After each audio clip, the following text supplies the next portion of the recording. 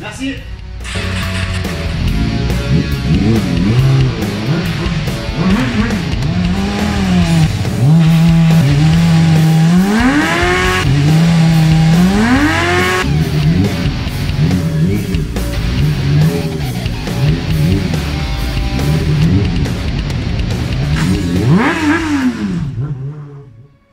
BR Moto. Et il n'y a même pas marqué design.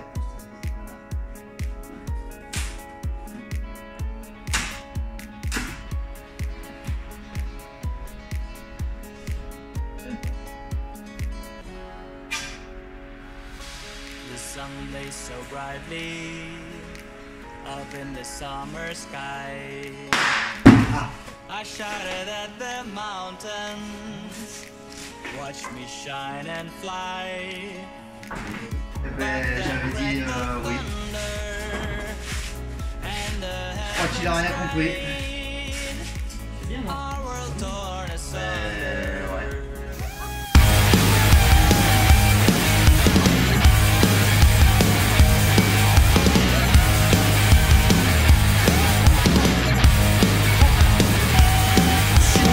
Done up in leather and breathing a fire, yeah. She was out on the floor, taking everyone higher, yeah. She said, hey baby, don't you know that I'm a dancer? She said, hey baby, I'm the question to your answer. Donc là, dans cette séquence, en fait, on voit pour l'électricité. Donc on dénude sur 1 cm généralement. On étame, c'est-à-dire qu'on met de l'étain sur chaque petit morceau de fil qui vont être associés ensemble pour que ce soit beaucoup plus facile et plus homogène. Ensuite, gaine thermo, donc on n'oublie pas de faire passer la gaine thermo sur chaque fil avant de souder, parce qu'il y en a qui se reconnaîtront, nous les premiers, combien de fois on s'est fait avoir, on soude et on se dit merde, on a oublié la gaine thermo. Lionel nous montre le fonctionnement d'une roue anglaise. Donc tu prends là en l'occurrence une plaque d'alu qui va servir pour faire une coque arrière. Tu la roules, voilà, c'est entre deux galets. Donc tu lui donnes d'abord la forme d'un côté, ensuite tu lui donnes l'angle de l'autre côté et à force, et bien, tu te retrouves avec une plaque en alu qui a deux angles en fait. Comme un garde-boue par exemple, où tu vois que le garde-boue longe la roue, mais en plus il se rabat sur les côtés. Donc voilà, c'est avec une roue anglaise. Voilà. Donc la forme elle commence à être vraiment pas mal. Enfin, c'est ce que je recherche en tout cas. On va essayer de se rapprocher de la forme du réservoir en fait pour faire une coque qui ressemble vraiment au réservoir.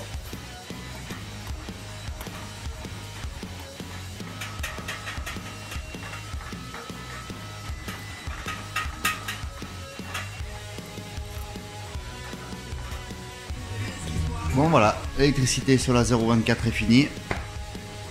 Donc là, voilà, on se retrouve avec le CDI qui a été déplacé, l'allumage, le moteur de valve. On se retrouve avec un faisceau vachement épuré. Et tout en fait ce qui passe, tout le faisceau qui passe dans, hop, là, voilà, les clignotants. Donc pour faire propre et pas avoir un trou en plein milieu du guidon, les clignotants ressortent dans le commodo. Donc que ce soit ce clignotant là ou celui-là, tac, ressort là-dedans et ensuite descend, tac. Et voilà comment on fait un faisceau épuré, propre. Là ça commence à être bien lisse. On n'est pas trop mal. On va faire un forme dessus. Une petite bosse là enlevée. Ça avance, ça avance. Pareil de l'autre côté. J'ai tourné les olives pour que la caméra reste ici. Voilà.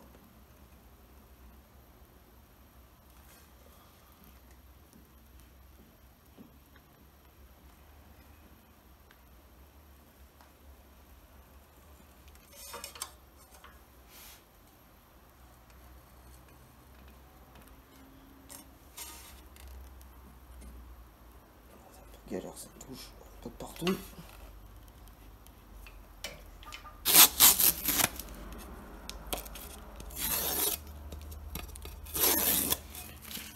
Et donc voilà. Donc là, on a un petit décroché.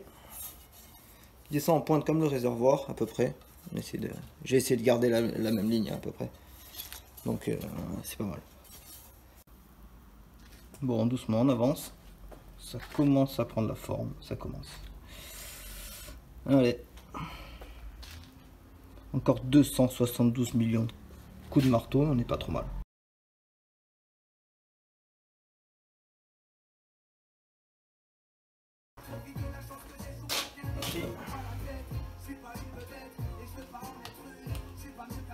Qu'est-ce qu'il y a encore?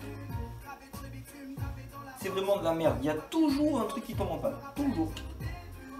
Pète les couilles. Oh, tic et tac, t'as pas un truc là? Vous avez rien? Un autre chargeur à me passer? Quelque chose? Là, ça marche pas. Il y a toujours un truc qui va pas. Je vous l'envoie. Faites quelque chose, je vous l'envoie. Et Ramucho, on a reçu le chargeur à Lionel. Ah bien. Ah, pour les talonner, il marche pas. Regarde. Pour les talonner, tu le branches. T'as un problème avec l'étalonnage, toi? Ouais. Là, tu le branches, tu le mets dans l'étalonneuse. Ouais. Tu tiens les fils. Ouais. Quand il est branché, vaut mieux. Là, hop. 1 volt, 2 volts, 3 volts, 4 volts. Allez. Hop. Pas trop. 12 volts, nickel. Là, il est talonné. Tiens Lionel. Putain là ça embrasse. Allez, on peut tourner. Et les valves, elles font qui? De toute façon, il faut que tu en mettes un pour tirer plus. Non. Non. Mais moi je l'ai pas entendu, alors après je fais confiance que moi. Les vannes? Oui. Je l'avais pas entendu, mais je pensais que c'était qu'il n'y avait pas assez de batterie. Ah. Faut vraiment monter le bruit. Ah. Donc ça se trouve elles n'ont jamais fait.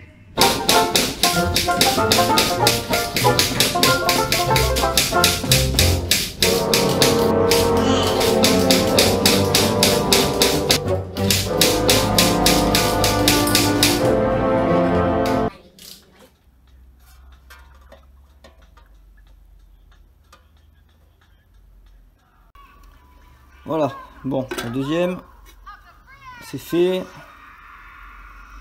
On va mettre par là, on va peut-être un peu plus voir. Voilà, donc j'ai fini de souder, j'ai commencé à mêler les soudures. Ça ressemble à peu près à ça, voilà. On va mêler le bas pour aligner tout ça. Yop. Voilà. Allez.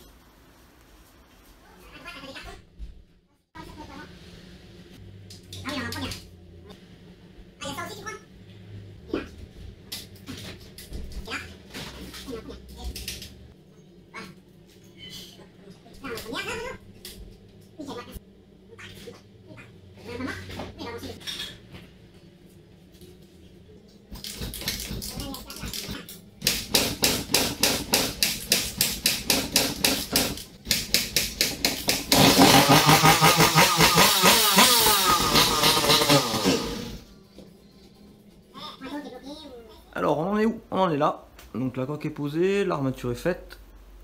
J'ai fait de l'armature de selle. Je fais toujours des renvois comme ça, le sellier peut bien mettre la mouche jusqu'en haut, il peut vraiment tirer comme il veut.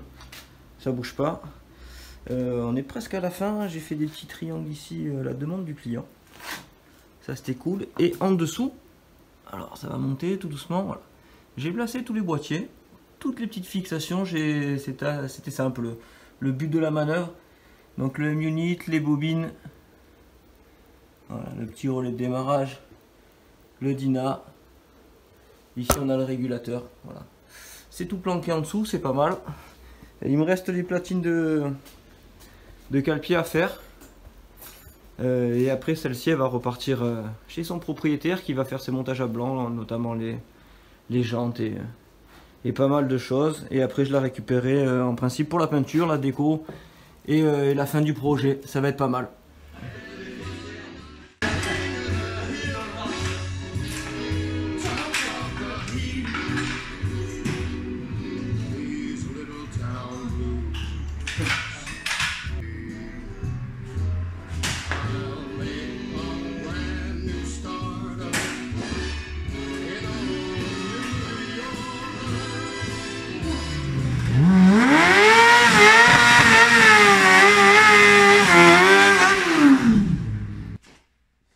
Jordi qui a fait le con un peu avec les pneus.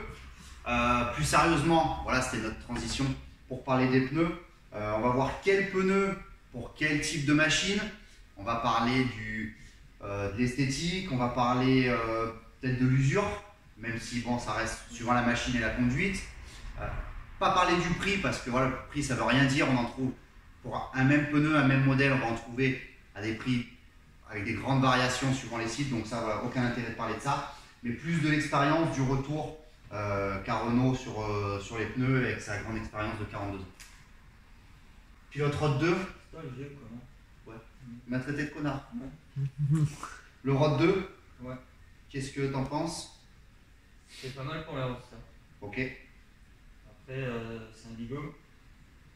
C'est du coup, on est dur, médium. Vu qu'on est sur du sport touring. Pour éviter de se Ouais, retrouver avec un C'est plat ça. là On et fait bon sur pas les mal de côtés. route. Quand on fait pas mal de route, c'est pas mal. Après, maintenant, on est au 5. Donc, c'est un peu d'ancienne génération qui est pas très cher. Ok. Ok, donc ça, ouais, plus Pas trop cher, abordable en roadster, voilà, plus. Dessous, type roadster, ouais. Bon, celui-là, on le range. Anaki. Anaki. Anakin Skywalker. Michelin. Ça, c'est un Anaki 3. Ouais. Il y en a un de plus maintenant. Ok. Après, ça, c'est bon pour les trails. Pour monter sur passer mix. Ouais, celui Après, qui il y, fait. il y a du routier qui est comme le Road 2 qui existe pour les trails. Ouais. Et sinon, ça, c'est plus routier qu'il y a. Ok, donc tu peux faire un peu de chemin avec, mais plus accès route. Après, il y a le Sirac qui est un peu plus. Chez Michelin dessiné. Chez Michelin, ouais, Ouais. qui est un peu plus dessiné. Et c'est un peu comme ça, mais différent. Ok. Donc celui-là, ouais, qui esthétiquement a une bonne gueule. Donc pour celui qui recherche ouais, un pneu mixte, donc plus axé route, mais qui a un look sympa. Bon, celui-là, on range. TKC 70. 70. Ouais. Continental. Ça a Scrambler. Scrambler, et après, ouais, ça c'est au look. Ouais, plus celui qui veut, Plus au look. ouais, qui veut un look Scrambler moins prononcé que le TKC 80, C'est ça. qui lui est vraiment Après, il y a celui-là entre deux. C'est un pneu qui est plus typé ça. Pirelli, C'est un Scorpion. Scorpion Rally, non? Ouais, Scorpion Rally. Donc pareil, toujours pour les Scramblers. Et après, ouais, donc lui, le TKC 80 que généralement tout le monde met. TKC 80 parce que niveau prix, bon, il est super bien placé. Mais Ça va pas trop mal. ouais, tenue de route, il est bien, ouais. Moins de grip peut-être qu'un 70 ou qu'un. Forcément. Ça c'est un peu plus routier. Ouais, celui un peu plus routier, ouais. Voilà, il a un plat, hein, bon, parce qu'il est pas neuf, mais ouais. Et celui-là, ouais, c'est vrai, beau petit look. Ouais, celui-là bien sympa. Donc celui-là, c'est le pneu qu'on a monté sur le CR. CRM. Sur le CRM, ouais, sur le 125 CRM, le pneu arrière, voilà, c'est ça, c'est un Pirelli Scorpion. Hop. Le TKC, ah merde, ça part dans le téléphone. Heureusement, l'assistant régie qui est là pour contrôler les pneus, parce que sinon ça part. TKC. Bon, le TKC, ça on l'a vu sur plein de machines, on l'a mis sur plein de trucs. Bon. C'est vrai. Anti-sport attaque. Mais ça, c'est celui qu'on voit du coup, notamment Sportif. qu'on voit sur la moto de Jordi. C'est celui-là qu'on a monté voilà, d'avant. Gamme tendre, très tendre. Du coup, on a monté ça sur celle aujourd'hui pour qu'il grippe. Pour avoir vachement de grip. Pour du grip pour le stopper. Ouais. Donc il chauffe, ça chauffe très vite. Ouais. Et il y a un autre. En plus, il est sympa. Bon, après, sur la pluie, pas le top. Il y a l'Evo, je crois. Il me semble le Conti Sport Evo qui lui était plus axé. Il y a deux autres gammes de Sport Touring qui équivaut au Michelin. Comme chez Dunlop, il y a t'as le Road Smart. Ouais. Après en sportif, t'as le Sport Smart.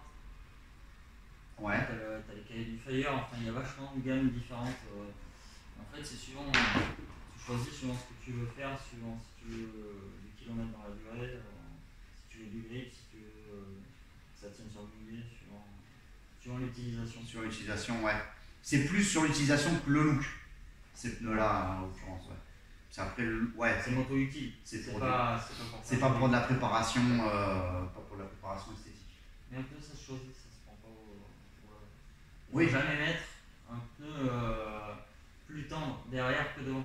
Sinon, on perd, ça prévient d'abord devant et on perd avant. Ah, ok. C'est pas bon de faire dans ce toujours sens-là. plus tendre devant ou la même catégorie. Et donc, tu peux avoir un pneu de marque Différente, oui. du moment qu'ils ont un grip similaire, ou alors que le grip soit. Le Road 2 là. Ouais. Si tu as un Road 2 derrière, pneu de la même époque de Bridgestone, c'est BT21. Ouais. Ils ont à peu près le même grip. Tu peux les marier. Ok. Et après devant, tu peux avoir plus tendre. Mais mettons, tu peux pas mettre un pilote Road devant, les Road 1, Ouais. et un Road 2 derrière, c'est pas bon. Parce que tu perdras l'avant. Tu perdras l'avant, ok. Et tu peux pas rattraper l'avant, sauf avec les coudes. Tu peux rattraper l'avant. Après, Pneus anciennes. les pneus classiques, voilà, les pneus. Ouais. Radial. Ok. Radial. On n'a pas parlé des pneus avec ou sans chambre, ça aussi à faire attention. Tu te laisses, tu le types. Tu blesses sans chambre, tu types avec chambre. Ouais, attention, parce que des fois, on peut être amené à monter un pneu pour l'esthétique, comme par exemple le TKC 80, qu'on va monter sur des scramblers qui ont des jantes à bâton, donc qui à l'origine ne sont pas faites pour avoir, enfin, n'ont pas de chambre. Mais donc voilà, à faire attention sur un pneu, en montant sur un pneu, sur une jante qui n'avait pas de chambre à air, le pneu a besoin d'une chambre. Une chambre à air dans un pneu tubeless, ça crée un échauffement et ça Ah ouais, ok, donc alors à l'inverse, si sur une jante à rayon qui aura forcément une chambre à air, sauf modèle de jante à rayon exceptionnels qui sont étanches, et qu'on monte un pneu tubeless, normalement, faut pas. mieux éviter. Et donc après, ouais, donc dans les styles anciens, celui-là, comme on a monté, C'est pas tout à fait le même, mais c'est- presque. ouais, comme on a monté sur la C'est BM. un Victory. Ouais. Oui. Victory, après il y a. Dans la même gamme, il y a le Firestone, que tout le monde connaît, qui vaut 2 couilles et demi. Ouais, c'est ça. Et Puis- après, il y a des classiques TT aussi qui font des pneus comme ça. Ouais. Qui ont, ouais, le look. Il y a les Avon, les Aideno, Ouais, presque. qui ressemblent un peu. Ouais. Donc là, on est sur un pneu, ouais, où on privilégie quand même vachement l'esthétique Esthétique. que tout le reste. Parce que là, si tu penches du bouton, L'évacuation. Il y en a pas. ça évacue pas. Ça, à la limite, ça peut garder l'eau, si tu veux. Mais dans le salon, sur une estrade, c'est pas mal. Ouais, on a déjà vu ça, des motos dans des salons, sur des estrades. Hein. Les gens se reconnaîtront. Enfin, voilà, principalement là, les pneus qu'on utilise le plus, voilà, sauf cas particulier, mais généralement on trouve toujours là, du TKC, chez Continental. Après en custom, il y a le Conti Légende chez Continental. Ouais, Qui a un bon look, qui se fait flambant. Après, valeur sûre en Dunlop, il y a 402, 404, etc. Après, il y a l'Exedra chez Bridgestone, et enfin, il y en a d'autres. Scorcher chez Michelin. ouais. Enfin, Ouais, non, il y en a des tonnes. Non, il y en a des tonnes. Ouais, non, il y en a des tonnes. Il y a le régisseur qui nous fait signe qu'on va nous couper l'électricité parce qu'on a explosé le budget là, du coup, avec tous les pneus qu'on a dû acheter. Bon, enfin voilà, c'était un petit peu l'avis, les retours d'expérience un peu que Renault avait sur tous les pneus. Donc voilà, après si vous avez d'autres questions, ben, n'hésitez pas à contacter Lionel. Vous pouvez lui envoyer un message directement sur son portable, n'importe quelle heure, hein, parce qu'il dort rarement, ou par mail, ou par message, ou sinon on fera passer aussi son adresse Ça personnelle. capte bien dans sa cave là-bas. Non, je crois qu'il avait des problèmes d'internet en plus. Ah ouais. Non, je crois que. Il monte sur le toit avec le râteau, non? Oui, et il peut pas téléphoner pendant qu'il est sur internet. D'accord. Parce qu'apparemment ça coupe. Je sais pas, j'ai entendu mes grands-parents parler de ça, mais lui apparemment il en est encore à cette époque. Donc voilà, ça, c'était la séquence intelligente. No, you